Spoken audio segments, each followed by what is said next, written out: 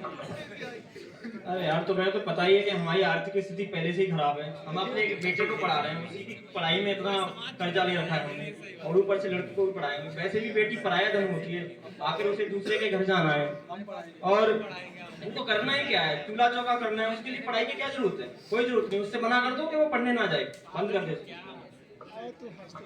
Mummy, mummy papa ये क्या कह रहे हैं? मुझे सही तो कह रहे हो आपके पापा। क्या करना है आपको? मुझे डॉक्टर बनना है। नहीं बेटा, देखो हमारी भी जिंदगी चल रही है, हम भी नहीं पढ़े थे, हम भी तो कितने अच्छे से जी रहे हैं। आप बस घर का काम सीखो, मेरे हाथ बटाए दो घर में, घर के कामों में। आपकी शादी करा दें घर में। अरे अरे, आप ये क्या कर रहे हैं? क्या आपको पता नहीं है शिक्षा एक मौलिक अधिकार है? आपकी बेटी कितनी होनहार है, इसे पढ़ने का मौका तो दीजिए। यह आपका नाम आगे जाके रोशन करेगी। और तब और ये बल्ब लगाएगा।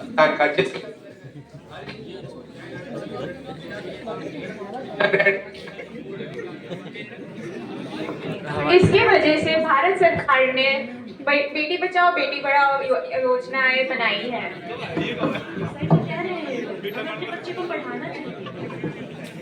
सही कह रही हो तुम। वैसे भी आजकल लड़कियां आसमान छू रही हैं। मैं गलत था, मैं अपनी बेटी को पढ़ाऊंगा। चलो बेटी। Scene 2 police station.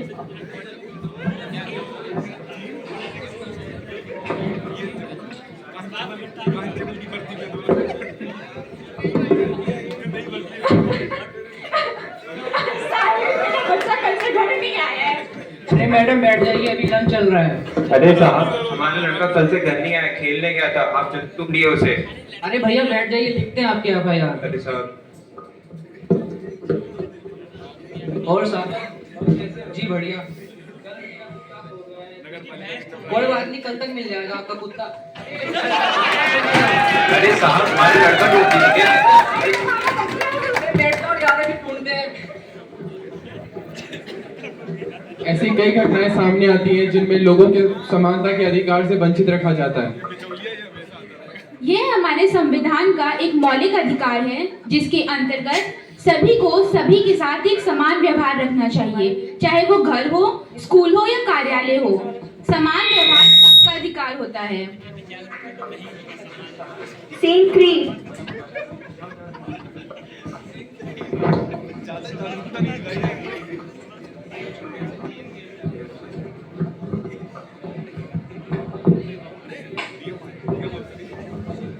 Next candidate. मैं कभी सर।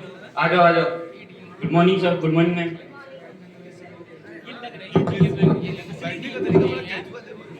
बेटा जरा अपना नाम तो बताओ। Sir Rahul Jakhar sir. अरे बेटा, तुम्हारा तो रेज्यूमे बहुत अच्छा है, इसकी क्वालिफिकेशंस तो देखो जरा। अरे हाँ, तुमने तो बहुत अच्छी यूनिवर्सिटी से अपने मास्टर्स की है। और तुम्हें नौकरी नहीं मिलेगी। अरे कांस्टेबल भर्ती में जाओ। किसान का बेटा है, किसान का। 60,000 भर्ती आई। अच्छा सुनो बेटा, ऐसा है कि तुम्हारा क्वालिफिकेशन तो बहुत है, लेकिन ऐसा है कि तुम ये जॉब झेल नहीं पाओगे। तो ऐसा करो, तुम किसी और दिन आना, ठीक है? Next candidate.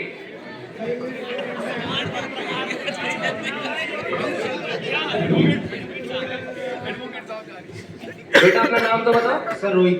अरे पूरा नाम बताओ। सर रोहित शर्मा। अच्छा। अरे यार देखो बेटा, तुम्हारी तो इतनी क्वालिफिकेशन है नहीं, देखो। अरे यार अरे ये बताओ, तुम्हारे पापा के कॉन्ट्रैक्टर साहब है? Yes sir. अरे अरे क्या बात है। सैलरी डिस्कस करें तुम?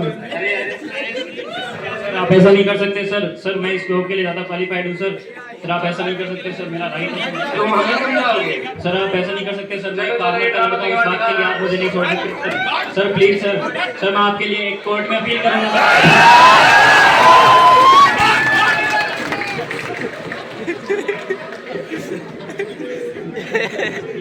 इसी प्रकार से न जाने कितनी घटनाएं घटित होती हैं जहाँ पे व्यक्ति का इकोनॉमिक स्टेटस उसकी काबिलियत से बड़ा हो जाता है।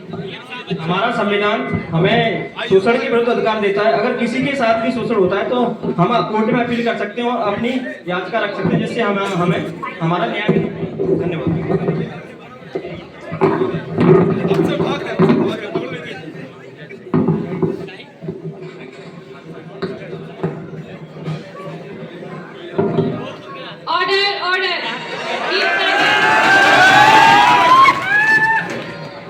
proceed now. योर ऑनर, ये मेरे क्लाइंट राहुल जाखड़ है। इनके सारे क्वालिफिकेशंस कंपनी की रिक्वायरमेंट के अकॉर्डिंग थे, फिर भी इनको जॉब नहीं दी गई क्योंकि ये सिर्फ एक फार्मर के बेटे हैं। आप बताइए। योर ऑनर, हर कंपनी के पास अपने rules and sets of regulations होते हैं और उसके अंतर्गत हम जो चाहे, जिस कैंडिडेट को चाहे उसको रिक्रूट कर सकते हैं। हमें जो कैंडिडेट सही लगा हमने उसे रिक्रूट किया, इसमें हमने गलत क्या किया? सारे बयानों को मद्देनजर रखते हुए अदालत इस नतीजे पर पहुंची है कि कंपनी के राहुल की योग्यता को देखते हुए उन्हें नौकरी पर रखें, अन्यथा ऐसा न किए जाने पर अदालत को तुरंत कंपनी के खिलाफ कार्यवाही करनी भी पड़ सकती है। राइट टू कॉन्स्टिट्यूशनल रेमेडीज यानी संवैधानिक उपचारों का अधिकार, यह स्वयं में कोई अधिकार न होकर बाकी सारे अधिकारों का रक्षक है। इसके तहत यदि किसी व्यक्ति के मौलिक अधिकारों का हनन होता है तो वो न्यायालय की शरण ले सकता है। और इसमें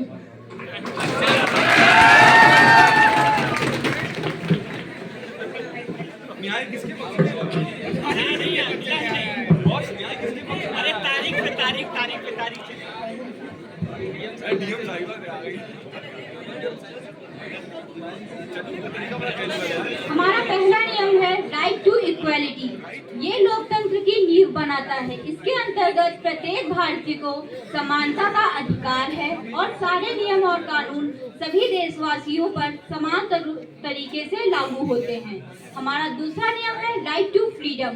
इसके अंतर्गत प्रत्येक देशवासी को सम्मान से जीवन व्यतीत करने का पूरा अधिकार है और ये हमारे भारतीय संविधान के अनुच्छेद 19, 20, 21A और 22 में दिया गया है।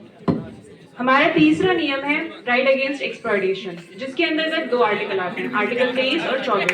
आर्टिकल 23 के अंतर्गत ह्यूमन ट्रैफिकिंग और बॉन्डेड लेबर को निष्कासित किया जाता है और आर्टिकल 24 के अंतर्गत चाइल्ड लेबर को निष्कासित किया जाता है। और हमारा चौथा नियम है right to freedom of religion, जिसके अंतर्गत भारत के सभी लोगों को ये अधिकार दिया जाता है कि वो किसी भी धर्म को प्रैक्टिस कर सकते हैं और उसके विचारों पर चल सकते हैं। सांस्कृतिक और शैक्षिक अधिकार, इस अधिकार के तहत इस वर्ग समाज के हर वर्ग को उसकी रीति रिवाज और भाषाओं को संरक्षित करने का अधिकार है। और शैक्षिक अधिकार के तहत 14 वर्ष की उम्र तक हर व्यक्ति को शिक्षा ग्रहण करने का अधिकार है। आखिरी नियम जो कि है संवैधानिक उपचार का अधिकार, अगर इसके तहत अगर किसी व्यक्ति को उसके मौलिक अधिकारों से वंचित रखा जाता है तो वो सर्वोच्च न्यायालय में अपील कर सकता है और अपने न्याय के लिए लड़ सकता है। इसी के साथ हम अपना नाटक यहीं पे समाप्त करते हैं। आप सबको बहुत धन्यवाद। जय भारत, जय हिंद।